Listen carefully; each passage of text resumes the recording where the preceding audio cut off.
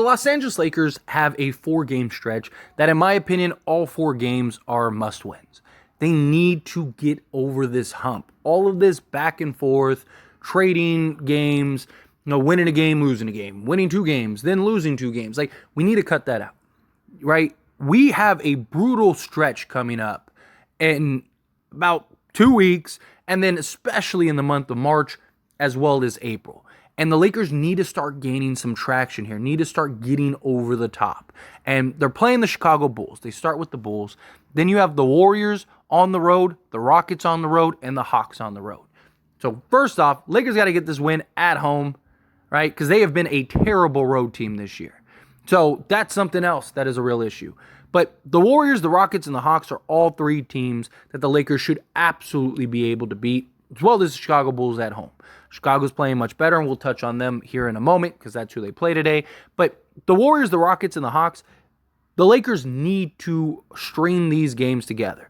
The Atlanta Hawks, right? That's the team that is going to be really interesting. Right? Is Trae Young still with the Hawks? Is DeJounte Murray on the Lakers? All the talk is that, hey, the Lakers, they're going to get DeJounte Murray sooner or later. It's just finding that third team. And we'll see. Time will tell, right? Nothing's done until it's done.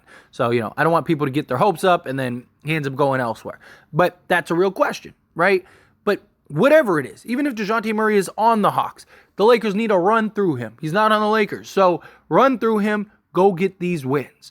But the Lakers take on the Chicago Bulls today. The Chicago Bulls have been much better the last month and a half. They are climbing back up. They were in the basement at one point. Now they're inching closer and closer up in the standings. They are still the 9th seed, but now they're only like 3.5 games back of the 6th seed. So they're trying to get into the playoffs. They want to get this win. They've already beaten us once. We can't play around here. Right? This isn't a game where we can mess around. Chicago, they can get hot. They have plenty of scoring options, scoring threats. Kobe White has just been stellar for them. It's really emerged. Obviously, DeMar DeRozan, he's a guy that just go get buckets whenever he wants. He is an incredible talent. But Lakers, they play their brand of basketball. They're locked in. They're focused. They're playing the way that we know that they can play. The Lakers should be able to beat the Chicago Bulls. There is no question. The Lakers are a better team than Chicago. Right? Now, it's kind of funny that they're both in the 9th seed, but Lakers do have 4 games on them.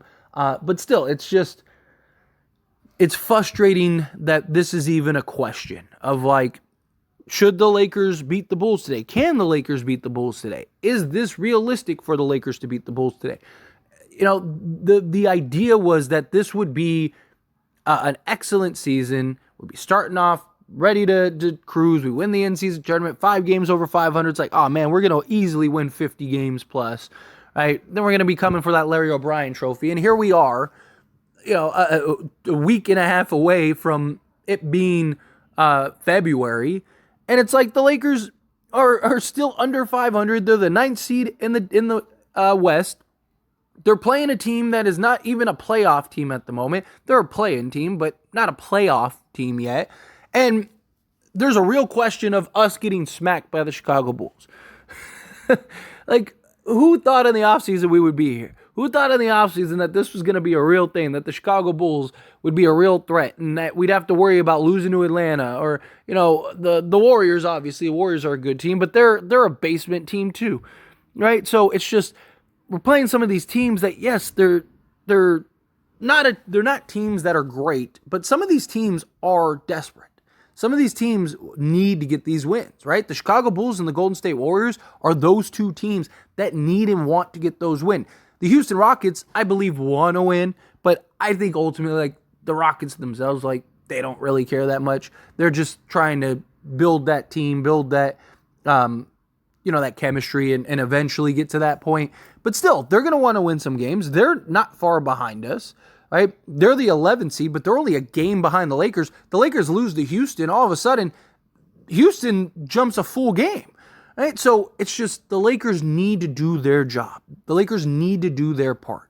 We're running out of time here of messing around, right? LeBron missed the last game against the Clippers, and I love that we fought. I love that the Lakers were in that game. I love that the Lakers even looked like they had a chance to win that game late in the fourth, right? And it kind of felt like a game where it's like, man, if we had LeBron James, we might have been able to close this out and win this game, right? But guess what? Still was an L, right? A loss is a loss. And we can't afford very many of those. Even after we get through the Atlanta game at the end of the month, now you're talking, you got the Celtics, the Knicks, then you got the Hornets, okay? But then you got the Nuggets, the Pelicans.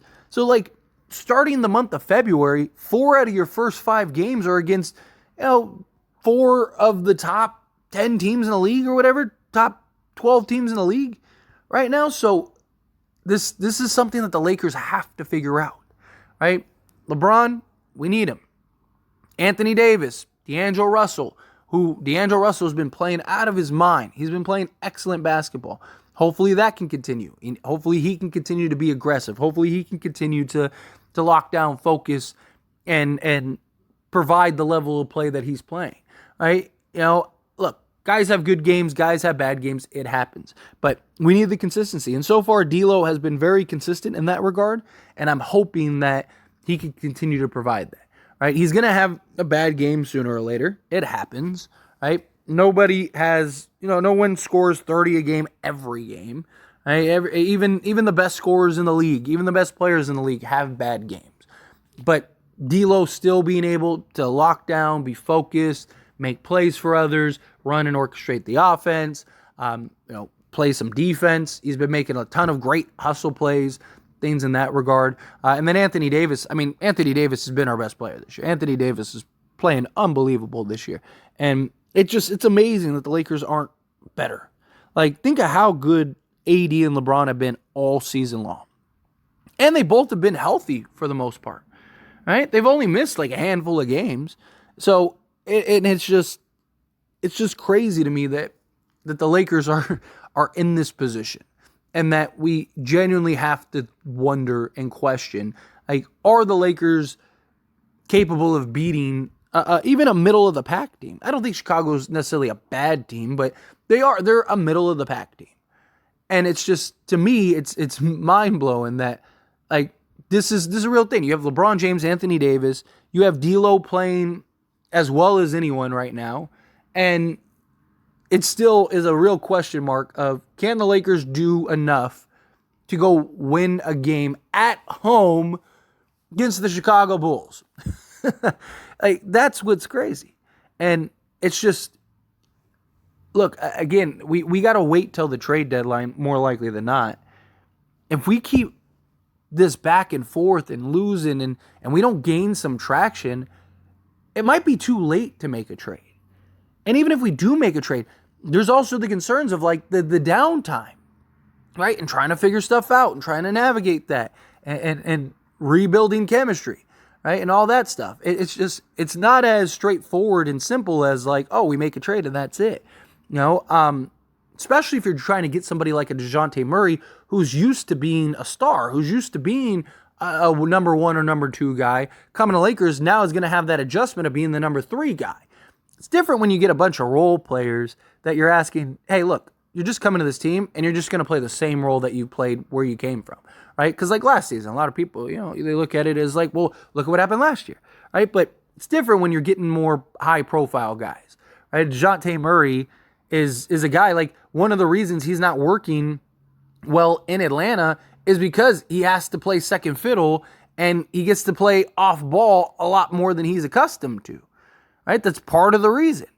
So now he's coming to the Lakers and he's going to be the 3rd guy on most nights, right? And he's going to have times where he's playing off the ball. Like, so there's going to be a risk of a down period, right? Now, I'm not saying it will, for sure. I'm not saying, expect. I'm just saying, don't be shocked. Don't be surprised if it takes them a handful of games or something like that.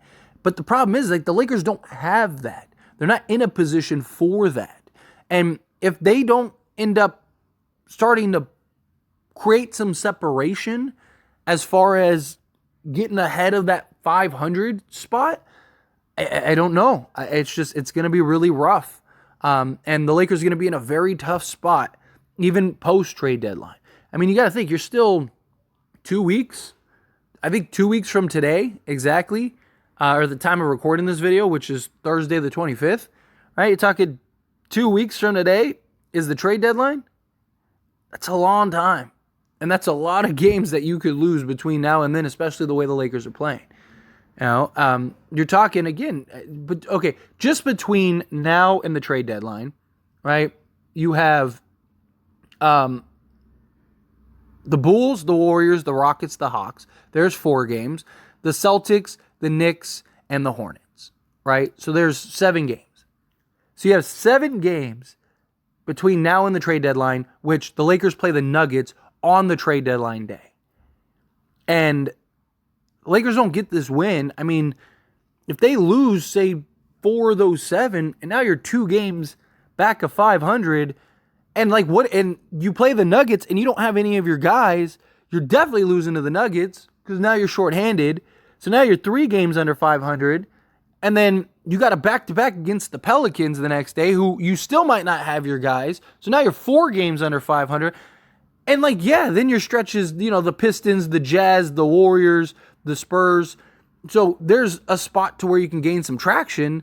But still, it's like the Lakers, if they just do their job, create some separation, heading into March, we could be 5, 6, 7, 8 games over 500. And then it's just kind of like at least weathering that storm. And now you're in a playoff spot. But again, as always, this is a discussion, so I pass the question on you. Let me know your thoughts and opinions down in the comments below. What do you think? How do you feel? Think that the Lakers get the win tonight? Do you think that they don't? Do you have your concerns? Do you not? Again, however you feel, whatever your thoughts are, love to hear it. Let me know down in the comments below. That being said, if you haven't liked this video, hit that like button. Helps me out a lot. Lets me enjoy these types of videos, and I truly appreciate it. If you're not subscribed to the channel, hit that subscribe button. Turn on the bell notifications. Appreciate y'all. See you in the next one. Thank you.